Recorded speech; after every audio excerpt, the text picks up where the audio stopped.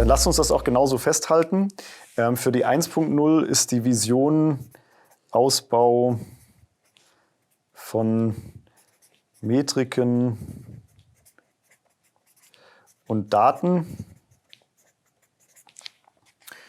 Und für das MVP ist im Prinzip die Vision Testen der Hypothesen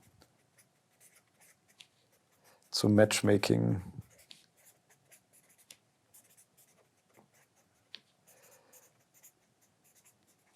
Klasse.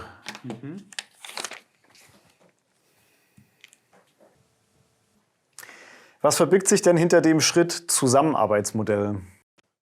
Also vor 2 Wochen im Design Thinking Sprint sind wir im Brainstorming darauf noch nicht eingegangen. Dann lass doch jetzt gemeinsam überlegen, welche Modelle wir anbieten könnten.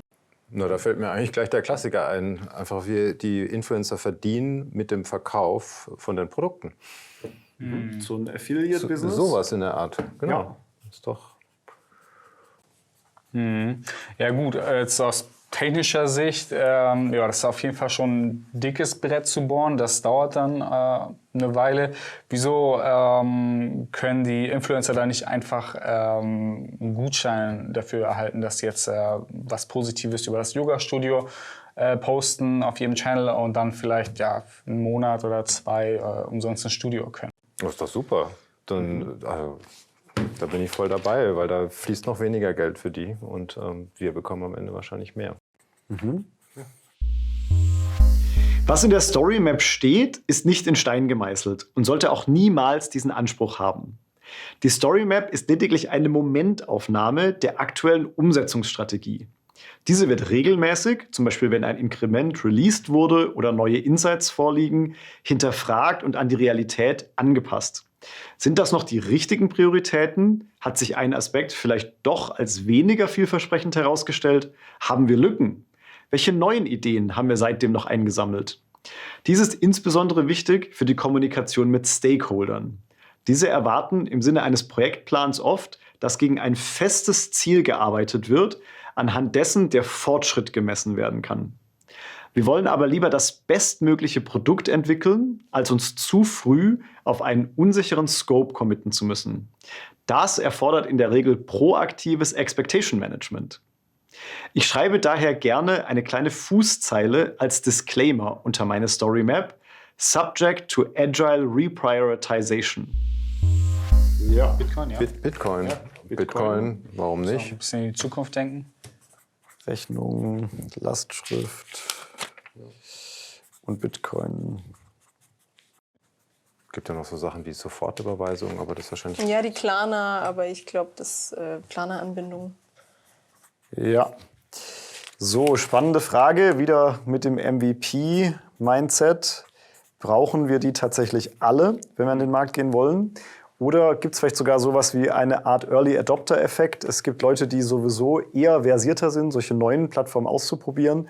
Und die sind gar nicht unbedingt die dann darauf bestehen, dass sie da per Lastschrift bezahlen können, sondern die sind sowieso bei PayPal und bei Klarna und bei Bitcoin.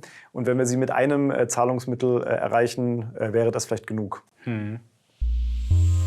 Jedes Produkt, das auf den Markt kommt, startet mit einem neuen Produktlebenszyklus. Entlang des Produktlebenszyklus lassen sich verschiedene Käufergruppen verorten. Early Adopters probieren Produkte gerne schon zu einem frühen Zeitpunkt aus. Laggards dagegen, das andere Extrem, warten sehr lange, bis gefühlt ein sehr hoher Reifegrad erreicht wurde. Wo stehen Sie in diesem Modell? Mögliche Triggerfrage hierfür: Wann haben Sie Ihr erstes Smartphone gekauft? Gleich das allererste iPhone? Dann wären Sie dort ein Early Adopter. Oder doch erst im Zeitalter des iPhone 6 oder später? Dann wären Sie eher ein Laggard. Zurück zum Beispiel in der Szene. Early Adopters sind generell eher versierte NutzerInnen, für die die Anzahl der Bezahlmethoden wahrscheinlich unkritisch wäre. Laggards im Gegenzug brauchen eher konservative Bezahlmethoden. Wenn nun gerade Laggards für die Lernziele definiert sind, würde es hingegen möglicherweise eher Sinn machen, mit den konservativen Bezahlmethoden anzufangen. Wir könnten aber auch die unterschiedlichen Zahlungsmethoden als Mockup anbieten, ohne dass wir es wirklich dann durchführen, aber Super Idee. um ein Gefühl zu bekommen, was wirklich die befürworteten Zahlungsmethoden sind. Das gefällt mir auch gut, ja. Weitere Bezahlmethoden als Mockup.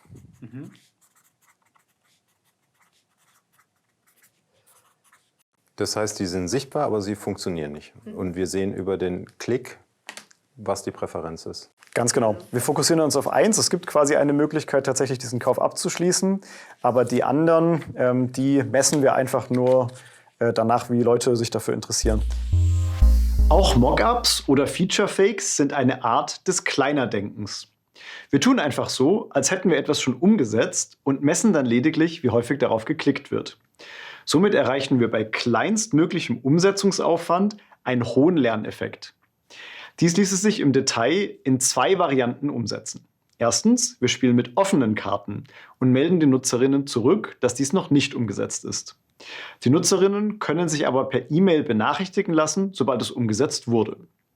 Oder zweitens, wir leiten auf eine technische Fehlerseite um und gaukeln den NutzerInnen vor, dass die Funktion lediglich temporär nicht zur Verfügung steht. Für die Insights, die aus dieser Messung gewonnen werden, gilt ebenfalls: Sobald wir es besser wissen, ändern wir die Story Map. In diesem Fall würden wir dann möglicherweise eine Repriorisierung der Bezahlmethoden vornehmen.